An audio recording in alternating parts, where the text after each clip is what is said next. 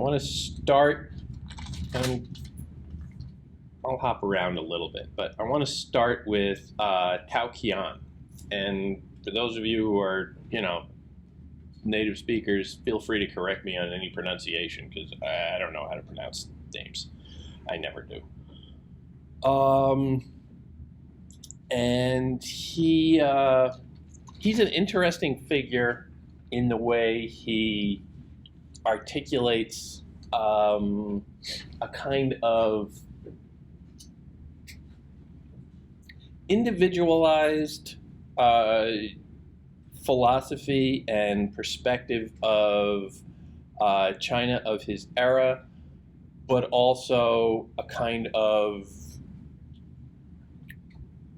not universality of it, but he gives voice to an awful lot within that. He's not that narrow.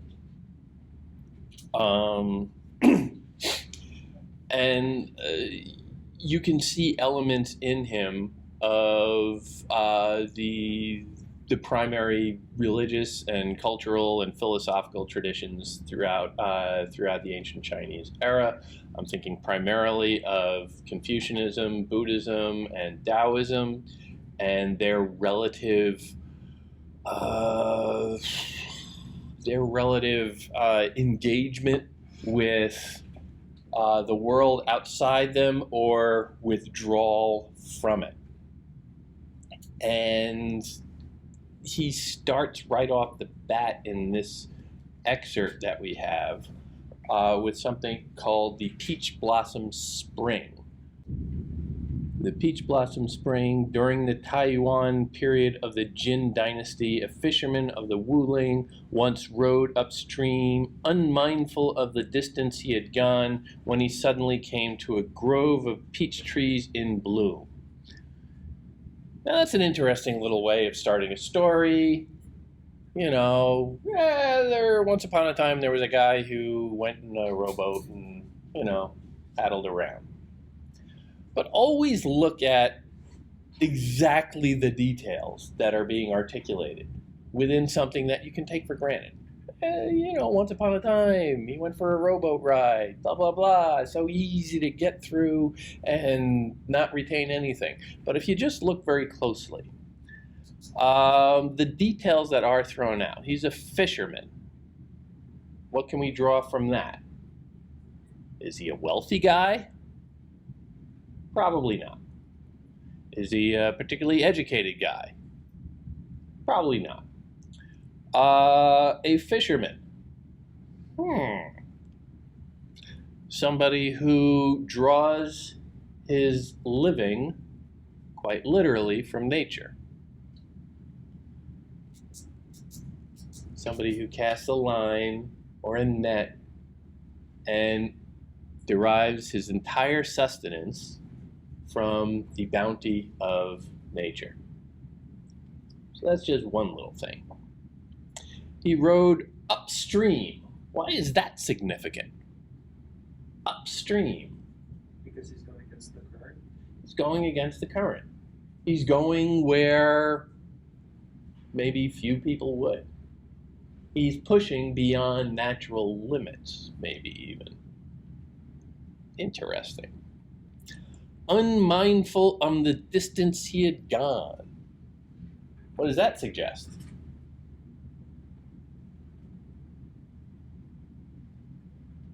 When you are unmindful of something, what does that mean?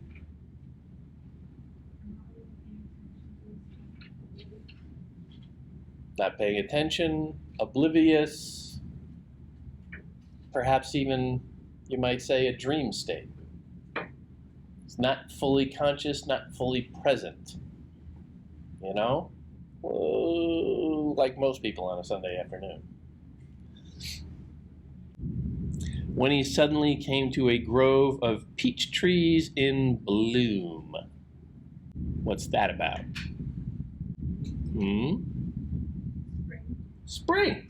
Sure. I don't know anything about peach trees. I'm assuming they bloom in spring. Maybe. Who knows? Fruit. but it is certainly a sign of some rebirth. The peach itself has a long symbolic history of, well, as a symbol of rebirth. If you think about what happens, you slice open a peach, you have a large pit in the middle, and then this sort of cup-like, if you slice it in half, you have this sort of cup-like, very sweet fruit around it. And, you know, lots of people go crazy with that kind of imagery. But it is a sign, again, of nature providing.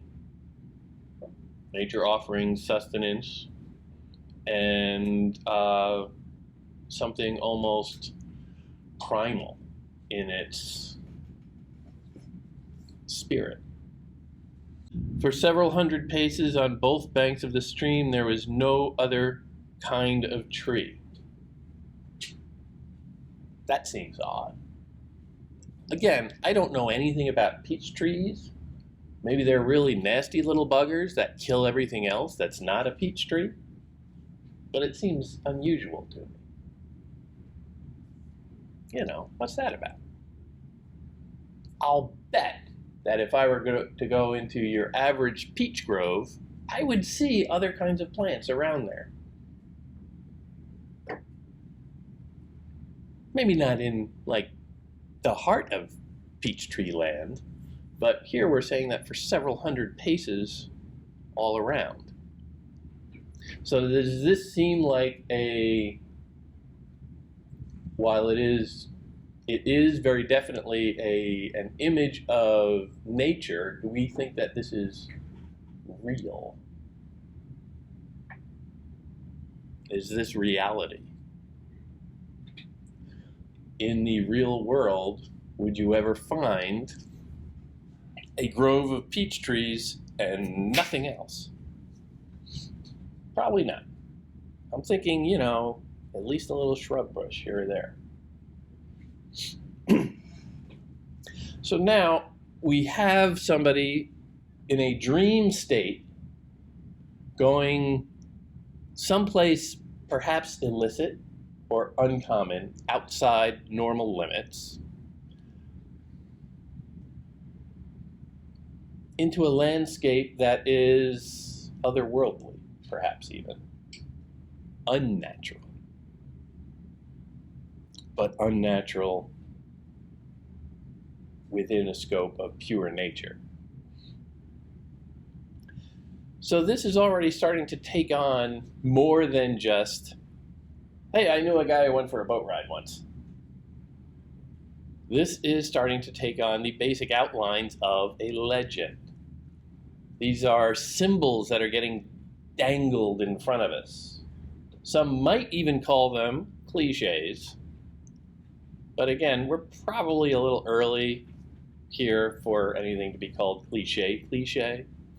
Certainly, the whole ethos of myth, pretty much around the world, is that you use fairly conventional stock elements almost and invest them in a new kind of context and a new kind of meaning. But all of that stuff is very familiar. You know, the peach tree is just another version of the fruit tree in the Garden of Eden.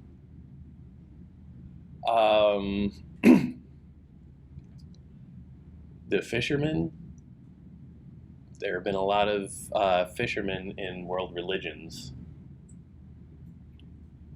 All of these little elements are fairly standard.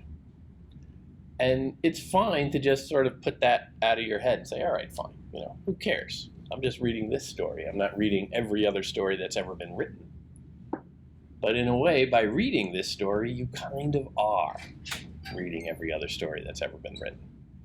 And that creates expectations. So that when you're going through this line by line, you're waiting for, you know, all right, I know how this story goes.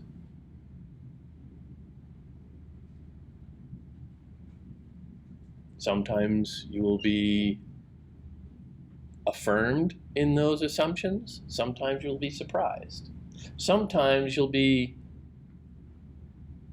just a little distanced from your assumptions so that you can start to think about them a little bit more and realize, oh, I wasn't really reading this story at all. I was just scanning through and picking out all these details and assembling it all in my head in a completely different way. But now I see where this story is going, what choices this story is making, and how do I put those two together? And what does it mean? Because a legend is often about more than just what is on the page. A myth is often about more than what is on the page. Real art, quite frankly, all art is about more than what is just on the page.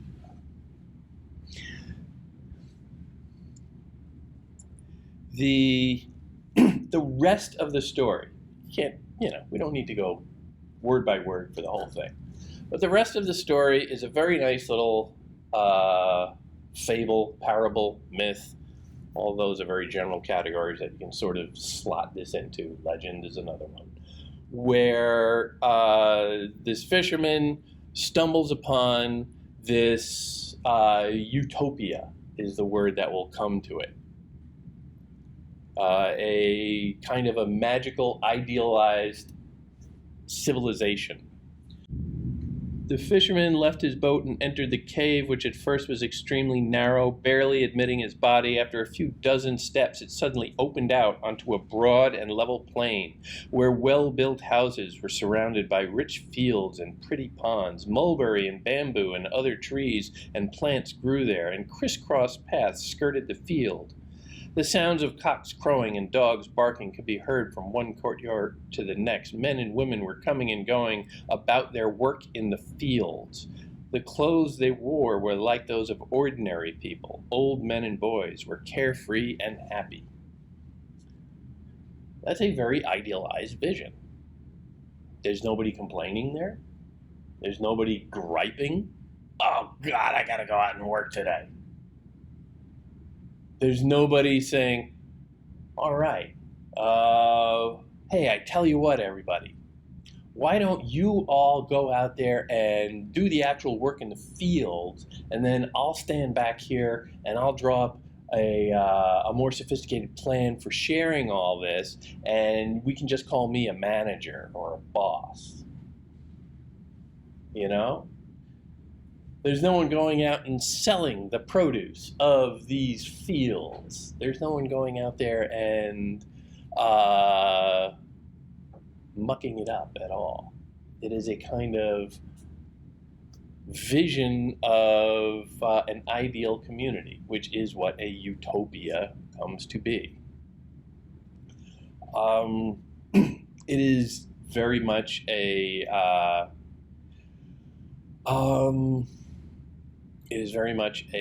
vision of a kind of natural life.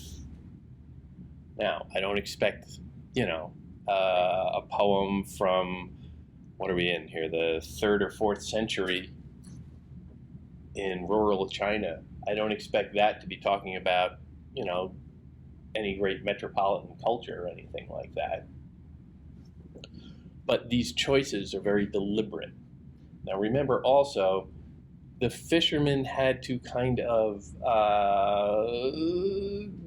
go somewhere mysterious for this. He had to go against the current. He had to push beyond the known world and go into a cave, which has all sorts of mythical and legendary symbolisms there. He had to go outside his normal world. This is not the world that we know. This is a kind of idealized, removed world. The clothes they wore were like those of ordinary people. Now, again, translation is tough. Individual words are often, very problematic in translated settings. But I'm looking at that word ordinary. And I'm saying, all right, that word is doing an awful lot of work in that sentence. Ordinary people. No bling, no flair. Nobody got a bedazzler and jazzed it up at all. Ordinary people, common folk.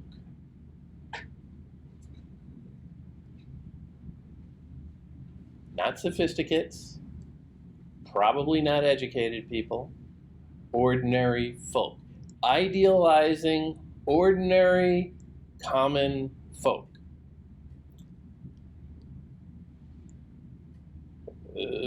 That's a rip from the headlines element right there. How many people valorize and romanticize, the good people in the heartland who aren't corrupted by all you filthy city types. That element is right there too. But again, this is somewhere distant. This is somewhere almost arguably imaginary. Remember, we were told initially that he is unmindful of the distance he has gone. This is all in a kind of dream state almost. Who knows? Maybe he took some funky mushrooms. Very natural, but he could be just, lying. He never even got in his canoe, and he just sort of lying on the riverbank saying, wow, look at the colors. Any of that is possible here. We don't know. And that's part of the point. How real is this? And what can we do with it if it's not real? You can easily say, well, it's not real, who cares? But the vision that's laid out here is meant to be a kind of a tease into a trance-like state for the reader itself. It's so beautifully articulated and described. This community, they all seem to, get along. They all seem like really sweet people. When they caught sight of the fisherman, they asked in surprise how he had got there. They didn't just turn away from him and say, who the hell is that? Looks kind of weird. Let's just kill him. That's probably more likely a reaction to a lot of people. The fisherman told the whole story, and he was invited to go to their house where he was served wine while they killed a chicken for the feast. When the other villagers heard about the fisherman's arrival, they all came to pay him a visit. Another example of the ancient traditions of Xenia for the Greek world, of hospitality. But here again, it's told in a kind of idealized setting. And they talk in terms of how they all came there. They tell him their story. And we learn that, and a lot of this is, you have to resort to the footnotes, but you learn that these people went there in a time of historical turbulence, political violence, uncertainty, and they are, in a sense, refugees.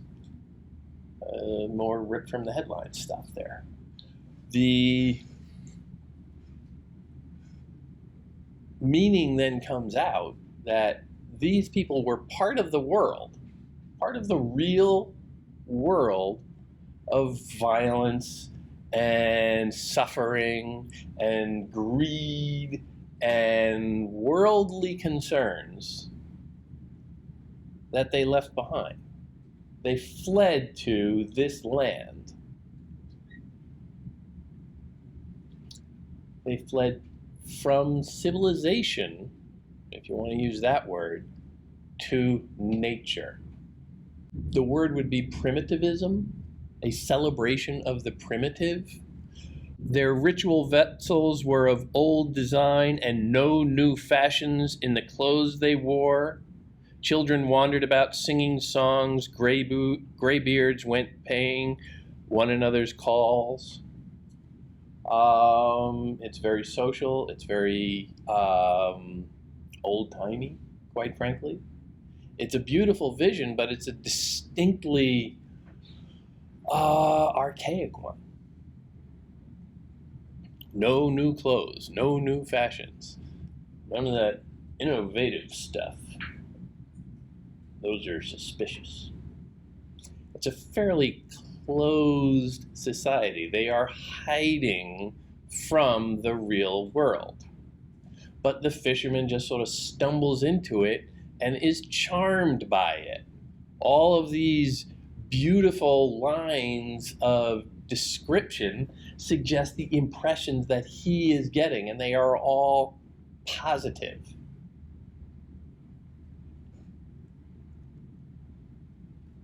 And then at the very end, the last few lines, it turns and it's traded over from prose to poetry. Let me ask you who are convention bound. Can you fathom those outside the dirt and noise? I want to tread upon the thin, thin air and rise up high to find my own kind. Let me ask you who are convention bound. People who won't row against the current. People who won't push out beyond the limits and take a different view. Can you fathom those outside the dirt and noise? Do you ever get into a conversation with somebody who moves from the city to some rural little outpost and says, oh, I just can't take the noise anymore, and it's so filthy, and the sidewalks, oh my God. But now, I've got 40 acres around me, and it's all peaceful and quiet, and I can hear the crickets in the evening, and the birds chirping in the morning, and it's clean. Those people can be a little insufferable sometimes, but you know, they have their little retirement home, and good for them. But that same notion of getting away from the city. And here we can remember back to biblical traditions of the city being a little suspect, being a little dirty. It is the Tower of Babel where bad things happen and evil people congregate. But if you get back out of that into nature, you are, in a sense, cleansing yourself. You are rejuvenating yourself. The whole passage underlines this dynamic, this desire to pursue this kind of ideal world, but at the same time always emphasizing how inaccessible it really is. Can anyone really do that? I guarantee the people who buy the farm upstate and go live on their 40 acres of pure solitude, they go a little nuts from time to time. And for all the cleanliness, it's adorable when deer run across your property and you can see them from your kitchen window. But if you have to walk across that property and step in a big pile of deer poop, it's less adorable. Nature itself can be a little mucky. But the fact that this is all couched in this legendary, gauzy, soft focus image just reminds you that maybe it doesn't exist in the material, physical world, but it can exist in your mind. And it's then incumbent on all of us to retreat from the physical, dirty, material, violent, normal world, to leave that behind and at least return to a kind of peaceful idealism in our own mind, because that's always available. And that's the core drive throughout everything Tao Qian writes. You can see it in the title itself of his next piece, The Return. Return is very, very big here. Return is big throughout Tao Qian's work. It is a return to something simpler and more natural, and always a return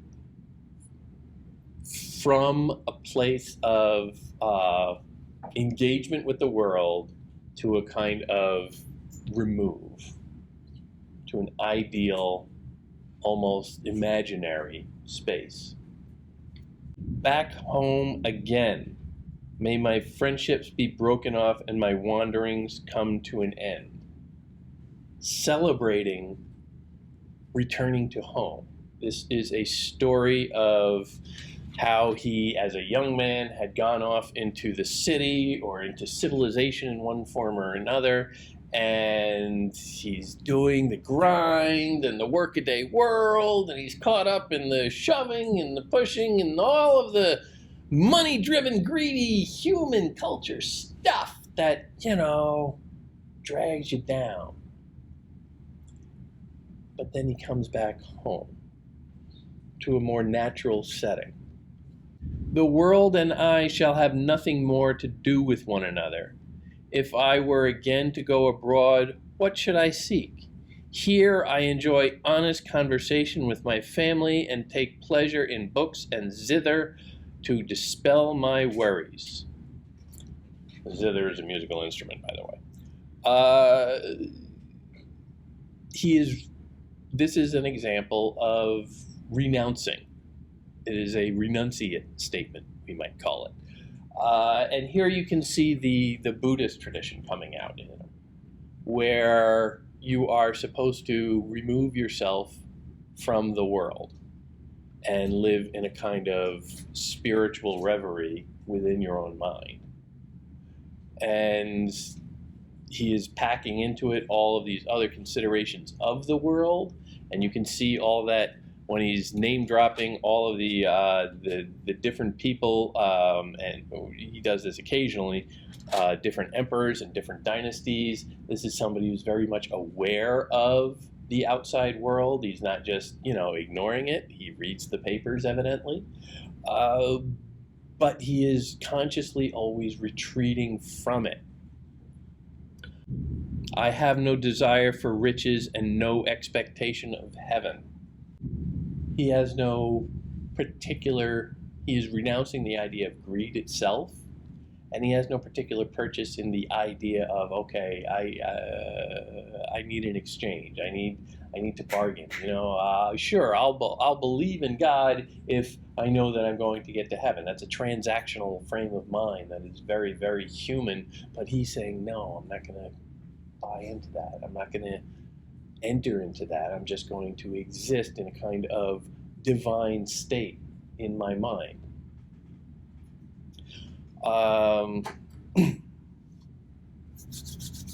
You see that again in the biography of Master Five Willows, which is a kind of a biography. We're told in the footnote that Master Five Willows is a kind of joke name for himself, where he talks about himself and emphasizes simplicity. He liked to read, but didn't try too hard to understand. Yet whenever there was something that caught his fancy, he would be happy. He would be so happy he would forget to eat. He had a wine-loving nature, but his household was so poor that he couldn't always obtain wine. His friends, knowing how he was, would invite him to drink, and whenever he drank, he finished what he had right away, hoping to get very drunk. When drunk, he would withdraw, not really caring whether he went or stayed. He's a party boy. He liked to toss him back. This comes up again and again. We had a line about wine drinking in I believe the Peach Blossom song, and you see that come up pretty frequently. And you can read that a couple of different ways. On the one hand, he is here, it is a very social thing. He's not just, squirreling away in a corner downing a bottle of vodka a day because he hates himself. This is social. He's doing it among friends. He's doing it in a sense of camaraderie among them. And it is a way of celebrating simple pleasures, the simple pleasures of wine here.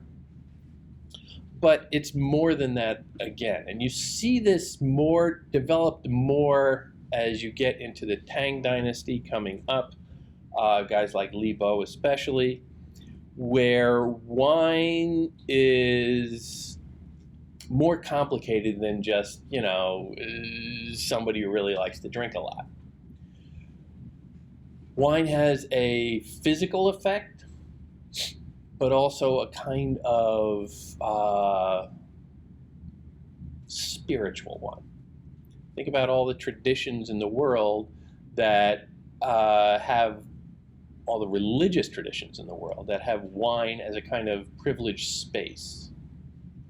It is used frequently as a way of attaining a kind of enlightenment. When you are just a little tipsy, you feel light. You feel, it in a way lets you feel just that little spark of divinity. Depends on what you drink, but but here you see wine being used as a way of clouding out the mundane aspects of the world and entering into a dream state, entering into an ideal mental state where you're not necessarily a loud, boisterous drunk, you're just somebody who is euphoric, somebody who feels a kind of elevation that gets you, in certain traditions, closer to the divine. And you see him playing with this again and again and again. Wine comes up again and again and again. And sometimes it's fun to just think, well, he just really likes to drink. But think about that split also, where it is not just the one thing, it is the other as well. He is celebrating going drinking with his buddies in a very earthy way. My comrades, all my friends and family are around. We're all going to have some wine, and it's going to be good. And I'm going to feel physically better because of it. Or at least the short term. They never write about hangovers. Who knows why? But that physical pleasure is also matched by the spiritual pleasure, that euphoria, that connection to God, that kind of investment in nature. Wine is a natural product that gives you a kind of connection to something more spiritual, more fulfilling, more divine than the ordinary life. So there are those two elements there, the physical and the spiritual, that are constantly pulling at you simultaneously. This is a natural duality within all human beings. Substance, shadow, and spirit is another example of these dualisms. In this case, there are three different elements. This is a conversation among three different natures of a single soul, posited as a kind of dialectic. They each are given a voice. And this is all just about how do you go about and live the best life? How do you attain a kind of happiness? And these are fundamental questions that we all deal with on a daily basis. what's the right way to be? You know, how can I be the best person I can be? Or, you know, what does it matter if I'm the best person I can be? You know, do I really have to be an A student all the time? Or is it just better that I'm a decent person and, you know, I'll get the grade I get? These are fundamental human questions. And he lays them out in three very distinct voices where you can read them in order and say that, well, okay, maybe if this order is to be believed and never take orders to be, you know, set in stone, then there is a first perspective, and then it is superseded by a second perspective, and then by a third. And perhaps as a natural human thing, we want to impose a little logic on that. We want to impose a little order and say that, well, the first one must be sort of like a very basic perspective. And then the second one would be sort of a correction to that. But then certainly the third one then would be the resolution. That would be the best one, you know? It's a nice ascending quality to it. The mind likes order. The mind likes patterns. Can we take that for granted? I don't know. But in balancing these three perspectives, the substance, the shadow, and the spirit, I think we're meant to see them as all equal in their own way and not necessarily dominant over one another. Human nature is to have all of these natures within us, and we struggle with them. And there is no resolution. There is no final answer. We take them all in constant combat with one another, almost. Earth and heaven endure forever. Streams and mountains never change. Plants observe a constant rhythm, withered by frost, by dew restored. But man, most sentient being of all, in this is not their equal. He is present here in the world today, then leaves abruptly to return no more. No one marks there's one man less. Not even friends and family think of him. The things that he once used are all that's left to catch their eye and move them to grief. That it must be, I no longer doubt. I hope you will take my advice. When wine is offered, don't refuse. What's going on there? If you could characterize this perspective, this opinion, this personality type, what would it be?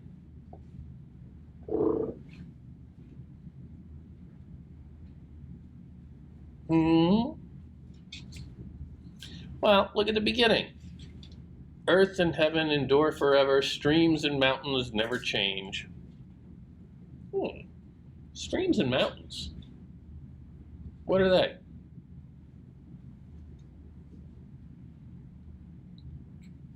Nature. Plants observe a constant rhythm.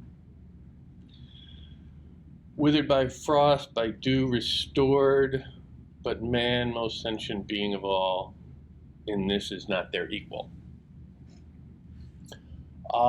Plants can change. They're withered by frost, by dew restored. Dew comes in the spring, frost comes in the winter. There's a heavy sense of seasons passing, time passing here.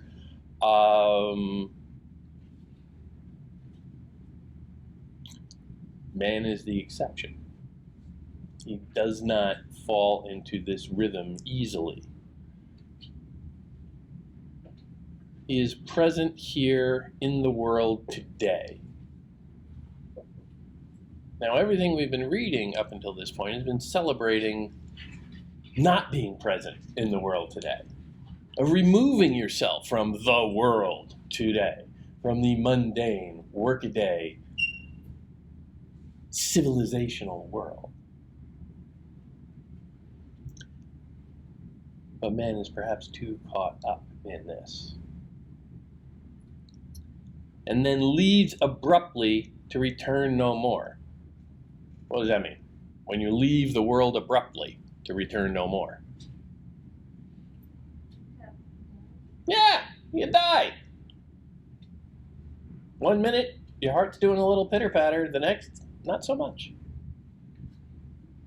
Sometimes it gets drawn out, like Enkidu. Sometimes you're just gone.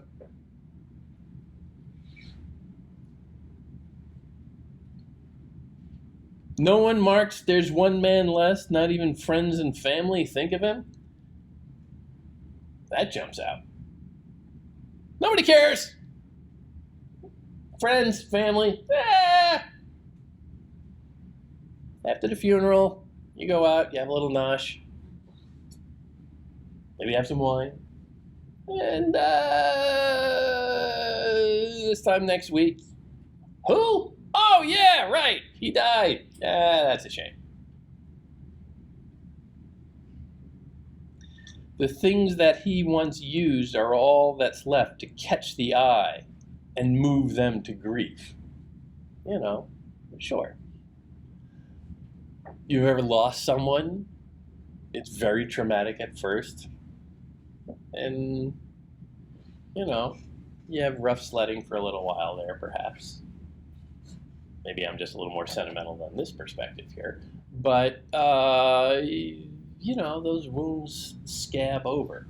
And you go back to your regular day and you take comfort in the routines and things to do. And ordinary life just gives you a purpose to keep moving forward so that you're not just swallowed by grief. But then suddenly, there's that thing that Mom always carried. Sad. I was gonna say it's like in that same mindset, like the dreams that you're just kind of. Yeah. It's denying, like, you know what happened, but you're pushing it to the back of your head. So when you see something that they used to possess, it slips back into your consciousness, you know, because it sits in your consciousness. Yeah. Excellent. Yeah. That is a kind of dream state. Grief is a kind of dream state where you're just sort of moving around through the world and everything's, you know, like you're underwater.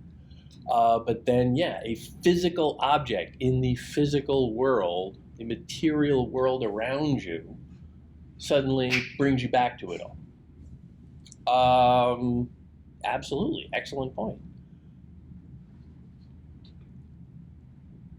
I have no way to transcend change, that it must be, I no longer doubt, change.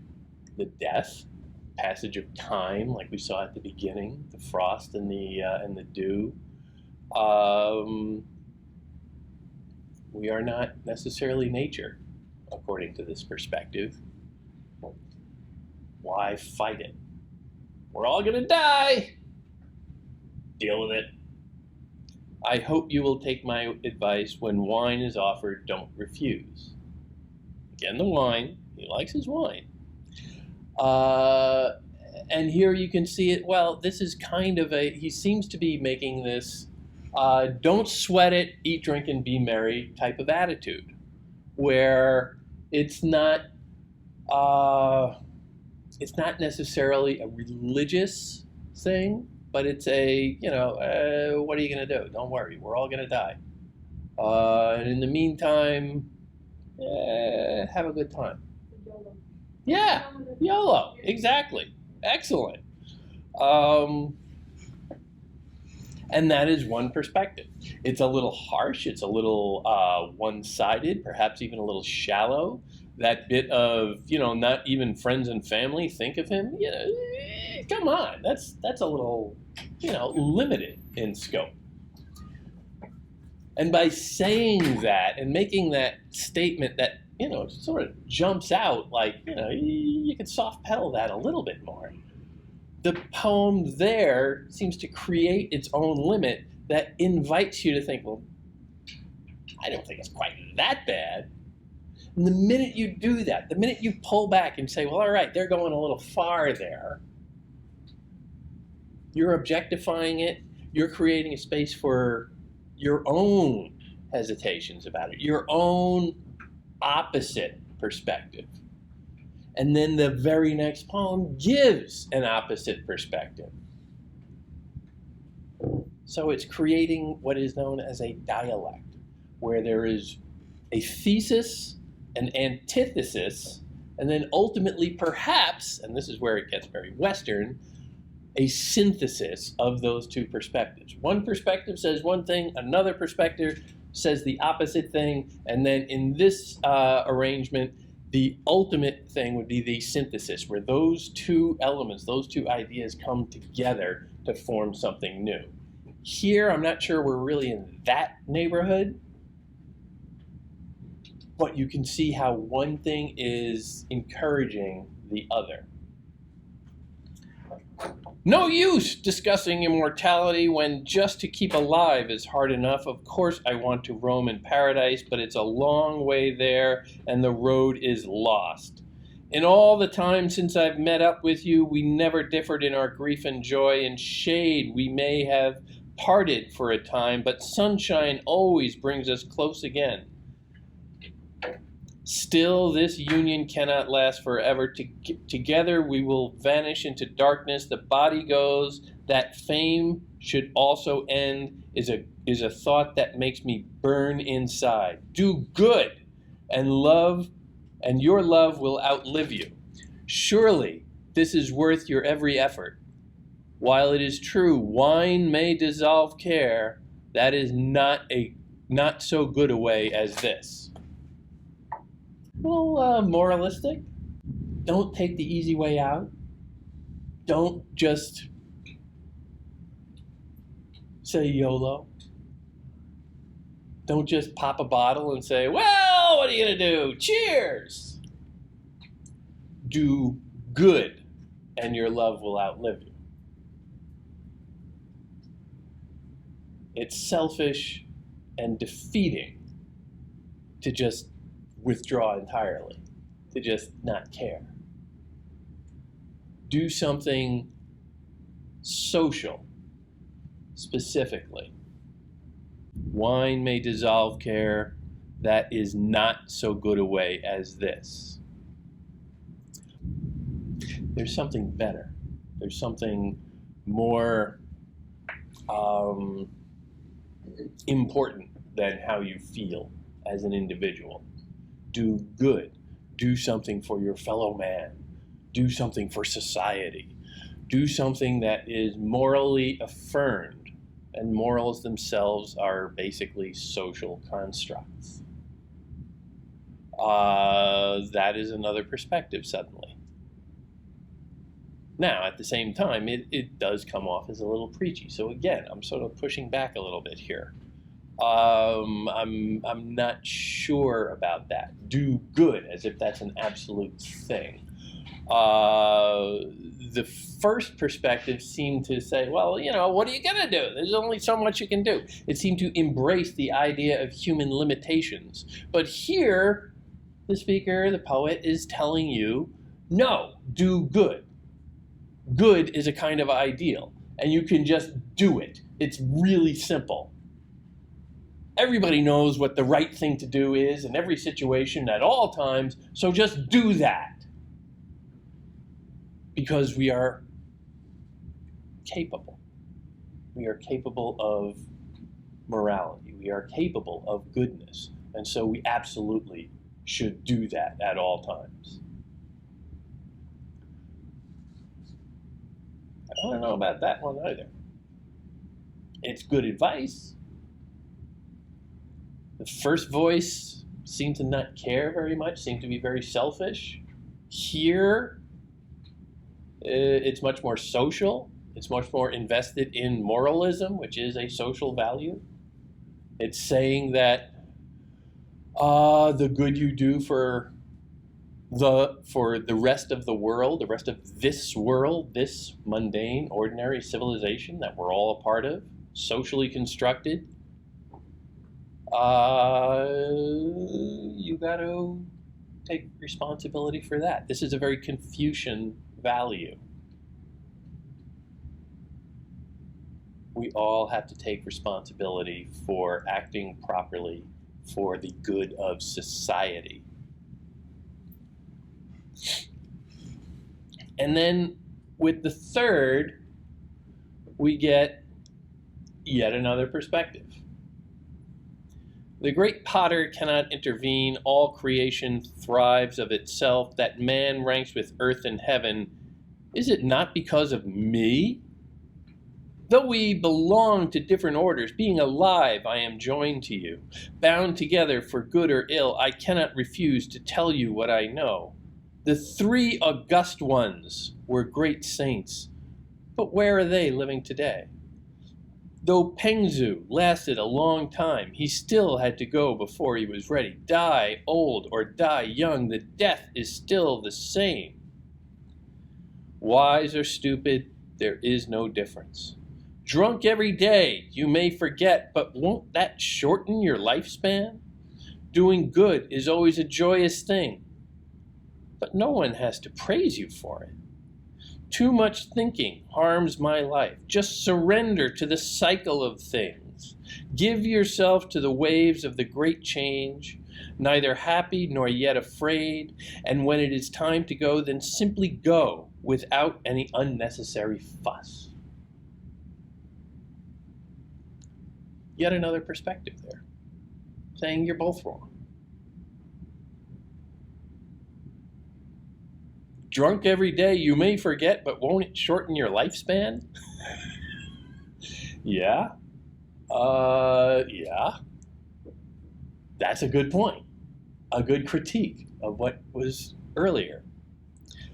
Too much or doing good is always a joyous thing, but no one has to praise you for it. It's the thing with doing good. It's a social value that needs society's approval. And what are you really doing it for at that point?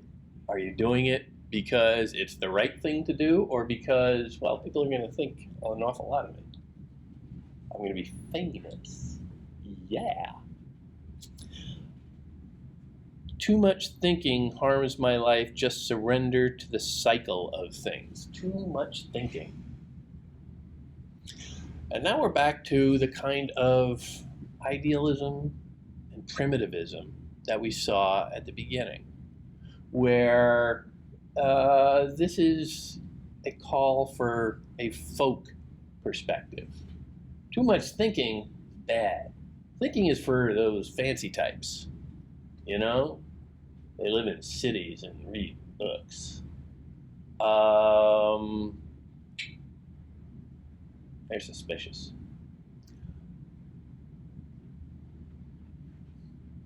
Just surrender to the cycle of things. Return to a natural state. Return again is coming up here. You return again and again throughout these poems. You return to something that is more primitive, more primal, less sophisticated, more natural.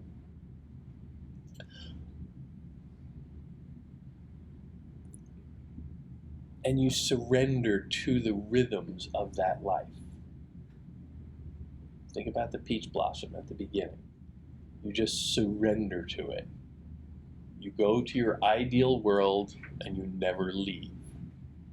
But the thing with Tao Qian, and I'm not going to go through all of them, but they all pretty much hew to this line.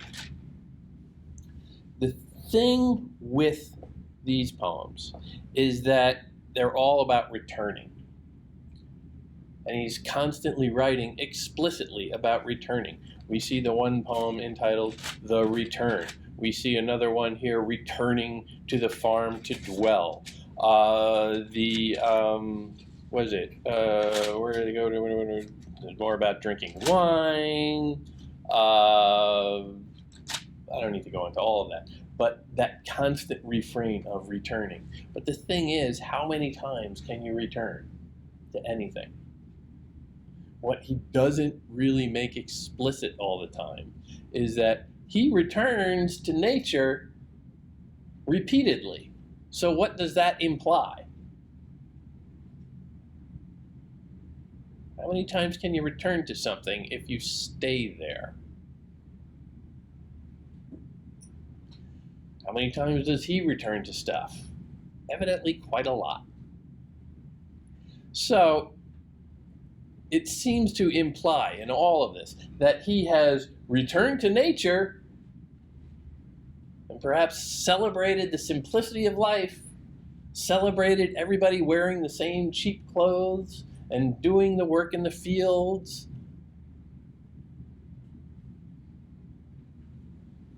And then maybe what is implied is that he goes back.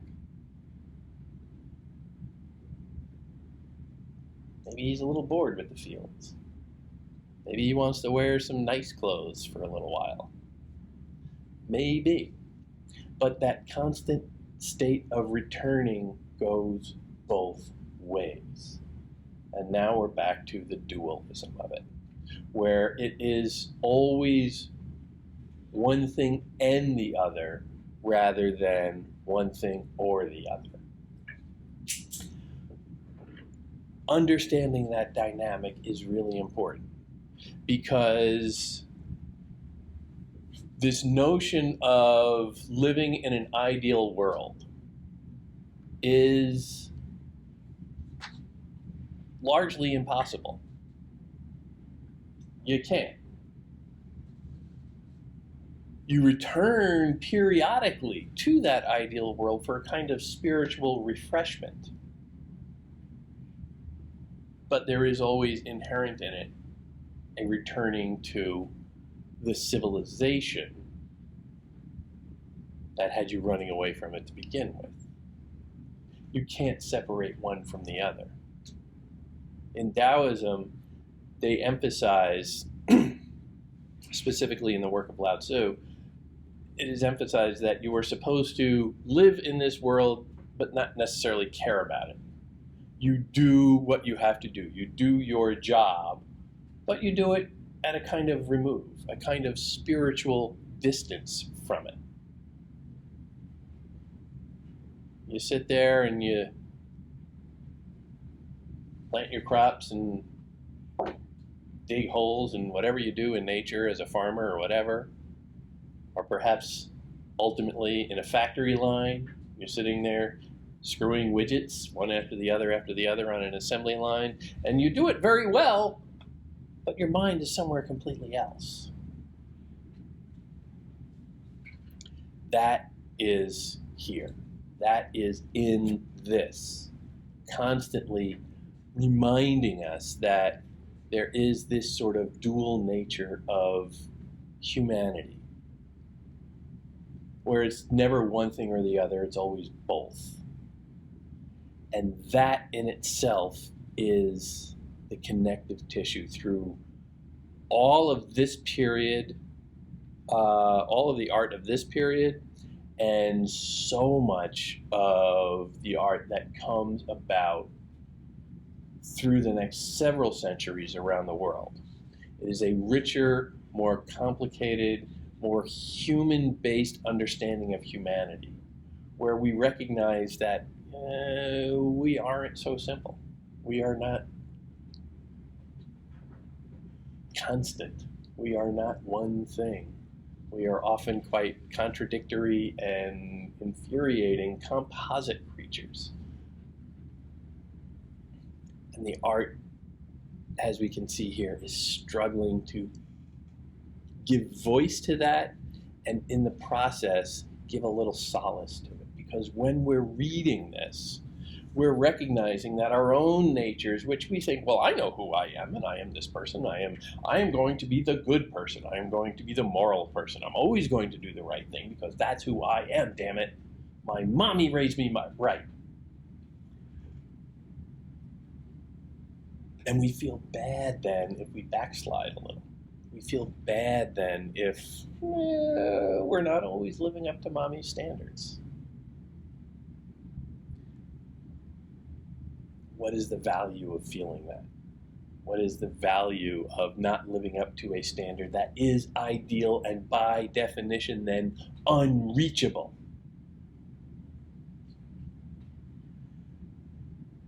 Reading this stuff gives some solace, because We all have these doubts. We all have these frustrations. We all have these irritations with ourselves that are always just, everybody else seems so good, but I am just so awful. And I am the first example of this happening in the entire history of the world. When you see it laid out from, 1,500, 2,000 years ago, it's like, oh, I'm not alone.